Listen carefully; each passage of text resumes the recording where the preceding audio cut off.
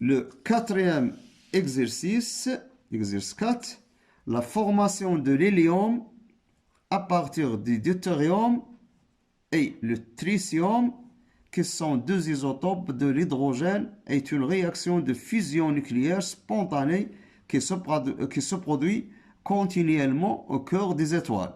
L'homme essaie sans cesse de reproduire cette réaction au laboratoire afin d'utiliser de façon contrôlée son énorme énergie libérée.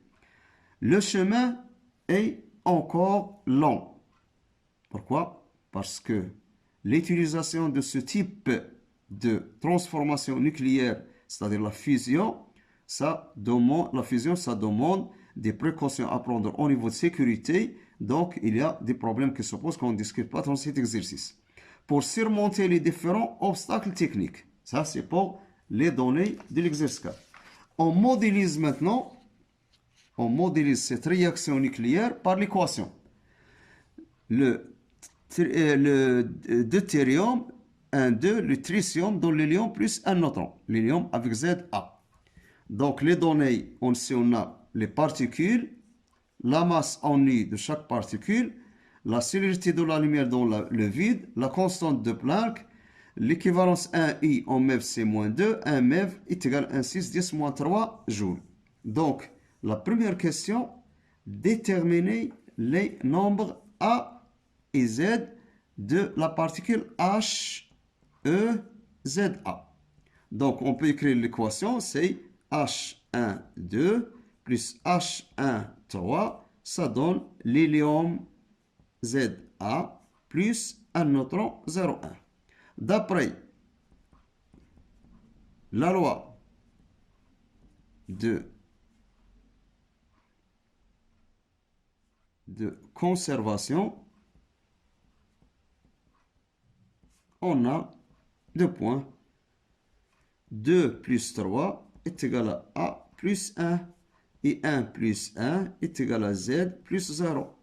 On trouve enfin que la valeur de A est égale à 5 moins 1, ça fait 4. Z est égal à 2. Donc on aura le noyau d'hélium, c'est 2, 4. C'est le nombre A et Z. Deuxième question, calculer en MeV, méga électron-volts. L'énergie libérée E et B lors de cette réaction. Donc on a, d'après l'équation bien sûr, H1, 2 plus H1, 3, l'hélium 2, 4, plus un neutron 0,1.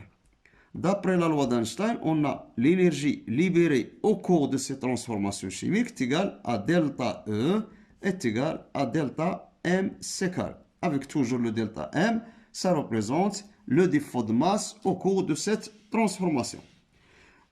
Donc, E libéré au cours de cette transformation est égal. Delta M, c'est la masse du neutron plus la masse du noyau d'hélium moins la masse du noyau de deutérium 1, 2 moins celui du tertium, c'est le H1, 3, le tout multiplié par C carré en valeur absolue.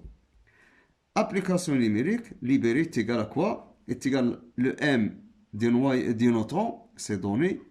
Neutron, c'est 1,20866 plus celui de l'hélium, c'est 4,00150 moins M de deutérium, c'est 2,01355 moins la masse de tritium, c'est 3,01550.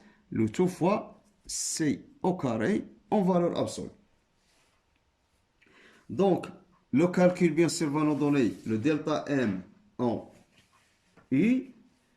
Et pour le convertir en MeV, on multiplie directement par le 9,315 MeV C-2. Donc, la valeur trouvée ici, ce sera en U, l'unité en U, telle que en U, on remplace par 935 MeV C-2.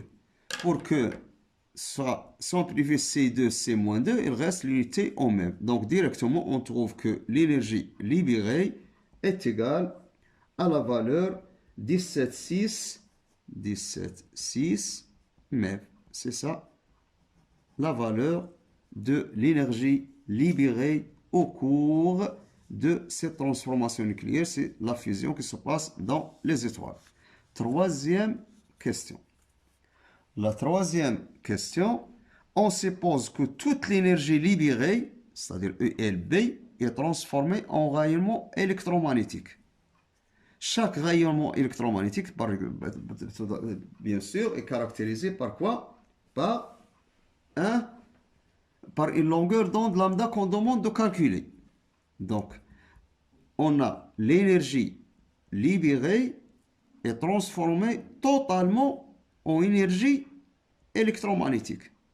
Cette énergie électromagnétique est égale à H fois nu, avec H la constante de Planck et nu la fréquence de l'onde électromagnétique ou du rayonnement, ou est égale à H fois C sur lambda, avec C la célérité de la lumière dans le vide et la longueur d'onde du rayonnement qu'on demande, c'est lambda. Donc directement, on a enfin l'énergie libérée puisqu'elle est totalement transformée en énergie électromagnétique, donc est égal à Hc sur lambda, avec lambda est égal à Hc sur l'énergie libérée.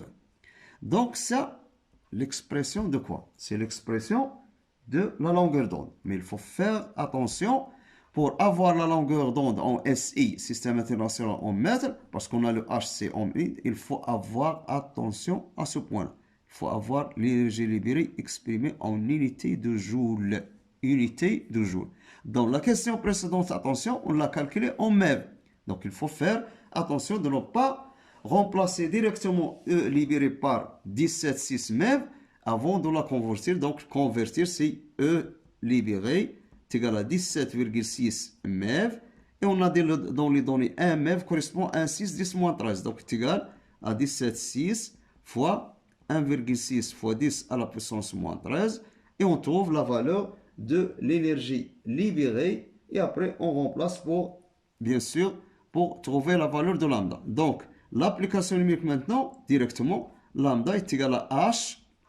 H, la constante de Planck, c'est 3,6 fois 10 à la puissance moins 34, fois C, 3 fois 10 à la puissance 8, le tout divisé par l'énergie libérée, c'est 17,6 fois 1,6 fois 10 à la puissance moins 13 pour la convertir en joule. Et on trouve enfin que la longueur d'onde à peu près est égale à 7,1 fois 10 à la puissance moins 14 mètres. Donc c'est ça la longueur d'onde du rayonnement émis au cours de cette transformation nucléaire, lambda. Maintenant pour la quatrième question. Pour la quatrième question, un échantillon de sol contient de tritium radioactif. Contient de tritium radioactif. À la date T est égale à 0. Donc à la date T est égale à 0. L'activité de cet échantillon est A0 est égale à 2 fois 10 à la puissance 6. À l'instant de date T1 est égal à 4 ans, 4 ans, cette activité devient égale à 1 est égal à 1,6 fois 10 à la puissance 6 becquerel. Déterminer l'activité A2 de cet échantillon à l'instant de date T2 est égal à 12,4 ans. Donc, dans cette question, puisqu'on a les données à t est égal à 0, on a A0 est égal à 2, 0 fois 10 à la puissance 6 BQ.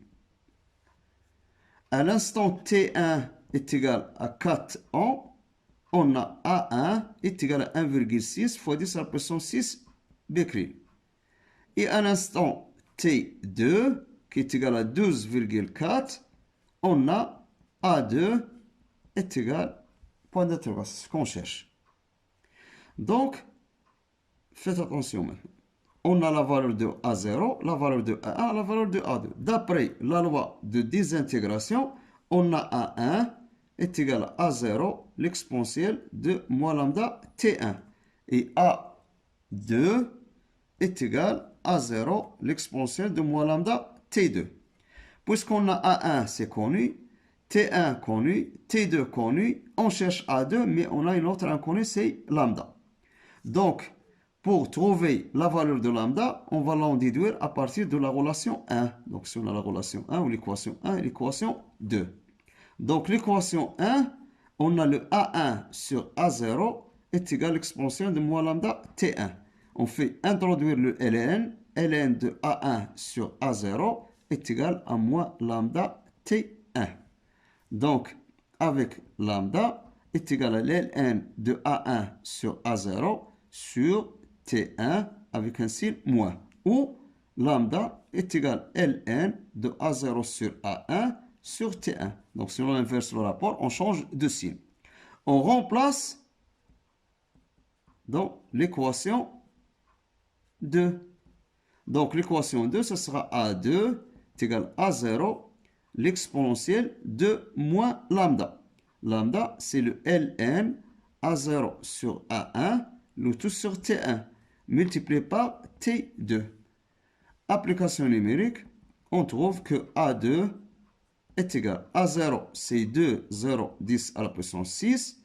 L'exponentielle de moins ln de A0, c'est 2, 0, 1 fois 10 à la puissance 6, divisé par A1, 1,6 fois 10 à la puissance 6, multiplié par T2, T2 est égal à 12,4, le tout divisé par T1, qui est égal à 4. Et on trouve enfin la valeur de A2. Donc, dans ce cas-là, après avoir fait le calcul, bien sûr, donc la valeur de A2, ça sera exprimé en unité de BQ, c'est le BQ.